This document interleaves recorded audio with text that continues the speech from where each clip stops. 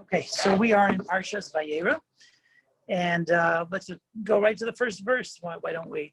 So it says, Vayera elav Hashem be'elonei Mamre. It says God appears to Abraham in Elonei Mamre. And this is, of course, the famous story where Abraham is sitting there outside his home, sitting on the door of on the entrance of his home, after he just received his bris milah, his circumcision, and he was out there looking for guests. And of course, the three guests show up, and the whole story that ensues. So it begins with saying God appeared to Abram, and where was Abram? Be'elonei Mamre, in the plains of Mamre. Okay, that's what it means. Mamre was someone's name. And Rashi tells us a little bit more about the information, is that Mamre, apparently there were three people, Aner, Eshkol, and Mamre. And these were three individuals. Presumably these were more than just individuals. They probably had families and maybe even groups of people that were under their care. And they had made a treaty with Abraham. They had made a kind of, Abraham, was in the previous parsha, he actually was a warrior. He got into a battle with the four kings, and he had beaten them. And he made a peace treaty with these three groups, we'll call them Aner, Eshkol, and Mamre, these three groups. And he was actually dwelling among them. They dwelled together, and their treaty was that they would take care of each other, defend each other militarily. If anything came up, they would be there for each other. So Abram was in Elonei Mamre at the time that this episode took place with the three guests.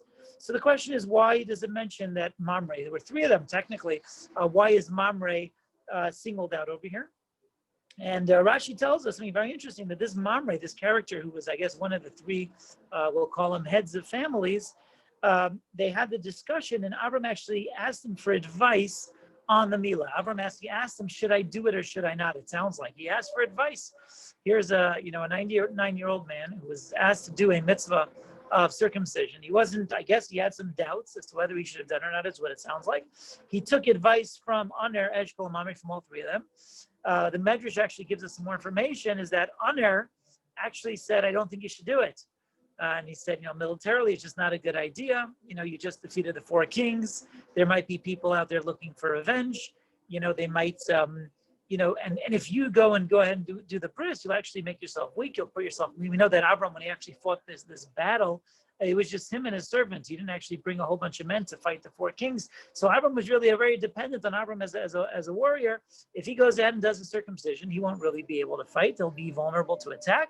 And that will put all of them in a way vulnerable to attack, because they were all kind of in this together in a way. They all kind of needed defense, and they were using each other as a treaty with each other.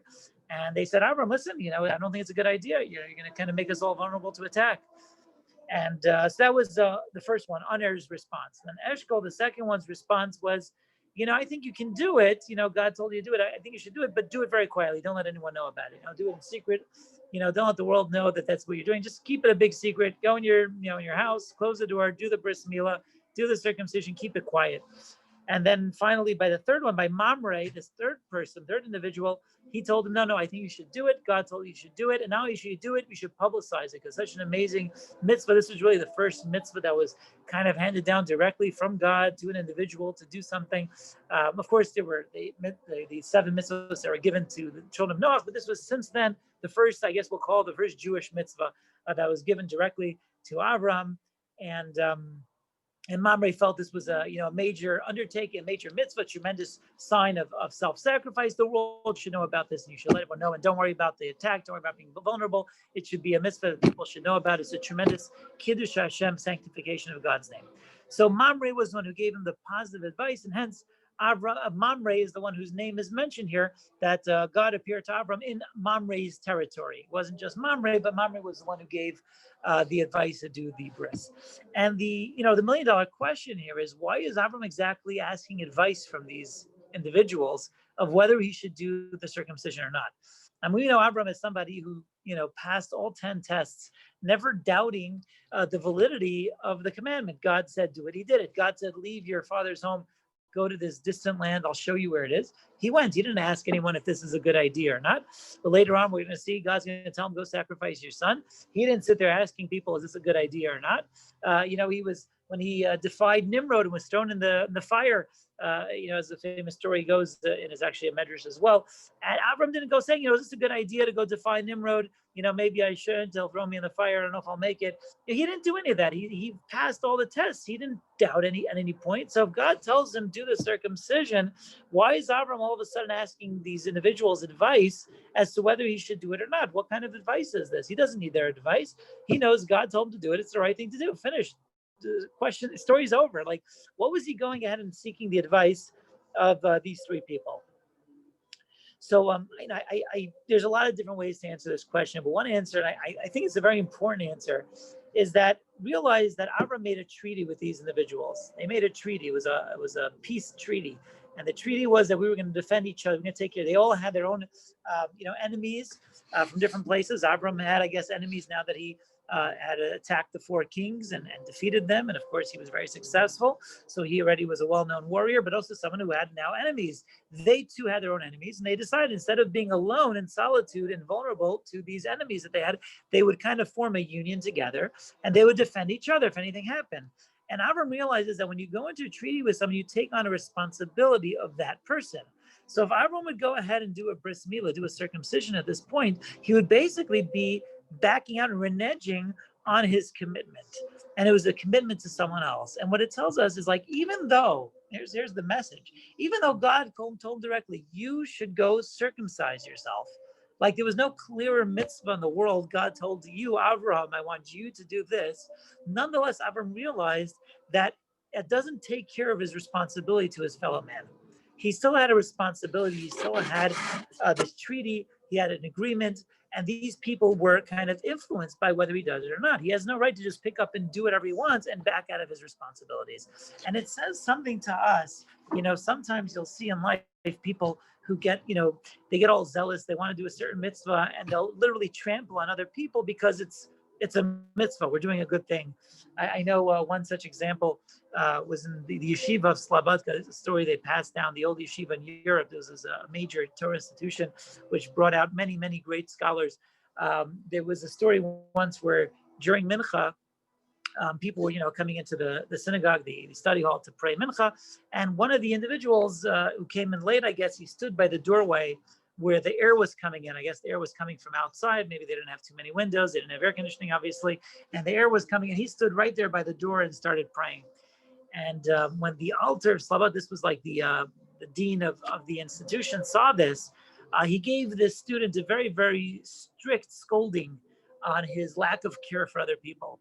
And even though, the point that he was trying to make was that even though, you're trying to do a mitzvah, you want to do the right thing, you're coming in, you want to pray mincha, which is phenomenal, of course. Davening mincha is amazing. And one can say, listen, I'm going to do a mitzvah. What do you want from me? I'm going to go daven. I have to get inside. I can't. It's too stuffed. I'll stand by the door and pray. I'm doing the right thing. But your mitzvah does not justify you're taking away the air, blocking the air from other people. And that was what he was trying to make, this point that, doing a mitzvah doesn't justify us trampling on other people, not caring about other people. There's one famous story of Rabbi Yisrael Salanter. I love this story personally, so I like to say it over, but, you have to understand how it fits in the context of the time. So the story goes, Rabbi Yisrael Salanter was the most righteous individual in his city in Salant. And there was one Yom Kippur Eve where, the whole city came to Shul on Yom Kippur, of course, the Kol Nidre night. And for some reason, Rabbi Yisrael Salanter, the biggest, the rabbi, the biggest tzaddik, whoever he was, he didn't come. And they were waiting and they said, let's wait another 10 minutes. He's probably on his way. He's probably preparing, he's probably doing whatever. Let's just give a little more time. And he gave him 10 minutes, 15 minutes, 20 minutes, a half hour, 40 minutes, an hour. Finally, over an hour, of time passed, and finally Rishon Salanter walks in the door. They had already gone on and started praying. Of course, they didn't wait the whole time. They prayed and they went through the whole Kol Nidre and Mariv, etc. And Rishon Salanter shows up after pretty much everything's over. And they ask him, is everything okay? You're missing, missing Yom Kippur services is not like you, it's Rishon Salanter we're talking about. And he said, yeah, everything's fine. I'll tell you what happened. I was on my way to Shul, normal. I was going to be, more than on time for Kol Nidre. And I passed by a home. And this was an old village, a small village, where everyone kind of knew each other. Well, he passed by one of the homes in the village and he hears a baby crying. So he knocks on the door, see if anyone's home, anyone needs anything. And he sees no one's home. There's a baby left alone and it's crying in a crib. And he realized that what probably happened was that the mother, who obviously cared very much about her child, probably had put her child to sleep, figured the baby was asleep for a little while, and decided she would run out to shul to hear Kol Nidre and, be part of the services, and she'll run back right away. Hopefully the baby will stay asleep. And I guess she couldn't find a babysitter on Yom Kippur night. So she ran out hoping the kid was sleeping. And Rishon Salanter walking by picked up the pieces, realized what happened here. The baby's all alone in a crib and no one's there to take care of it. So Rishon Salanter himself, and again, this is only because it's a small village and everyone knew each other. He walked into the home, picked up the baby and oodled and awed the baby until the mother came back home. And then he eventually came to shul. So the story goes, and Rishon Salanter was trying to make this also a very similar point that, yes, Yom Kippur davening, there's nothing more important than getting to Yom Kippur and being part of that Kol Nidre and that Mariv. And what's, Yom Kippur if not davening and shul and the whole experience, of course.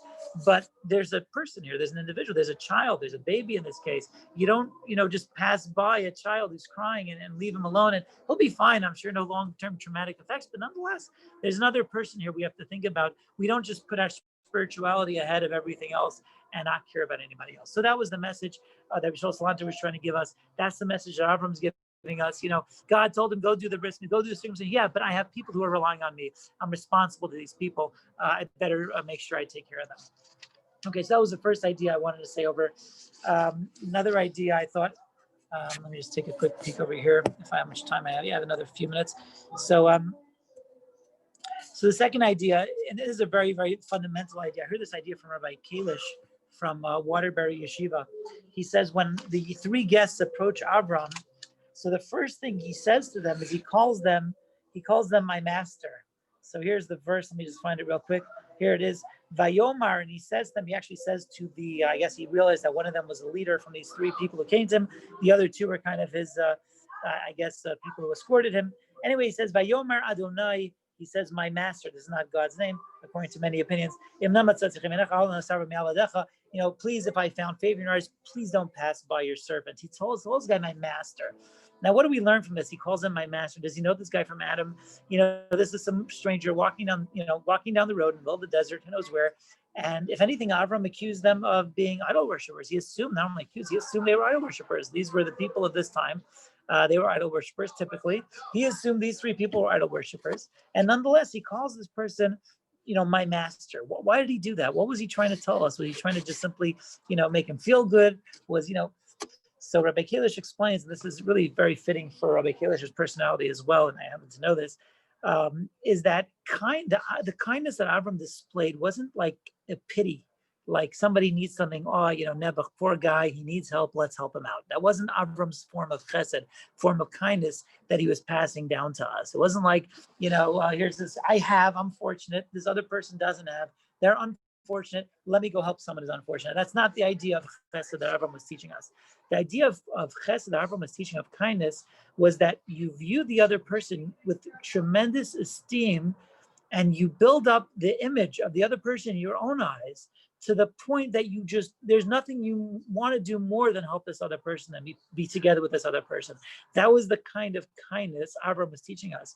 And he looked at this individual and he was looking for a trait, for a quality that he can emulate and even in a way, even idolize. I don't want to use that word, but he uses this word, my master. He then found this quality in this person, even though he was an idol worshiper, even though he didn't, he had no reason to show any esteem to this person, but he found that quality, built this person up in his own mind to the point that he says, my master, please don't pass by your servant, myself, in other words, please don't pass your servant by. Do me a favor, whatever, just try to hang out by me a little bit. I'll give you a little bread, a little water, whatever I can do. It would be an honor for me to be able to serve you. And that was the tone. And if you read the words, it's amazing. These are Avram's words, and he's running to Sarah, and he's running. And all this running wasn't just a show. And it wasn't just like, it was because he built up this esteem for this individual to the point that all he wanted to do was help him.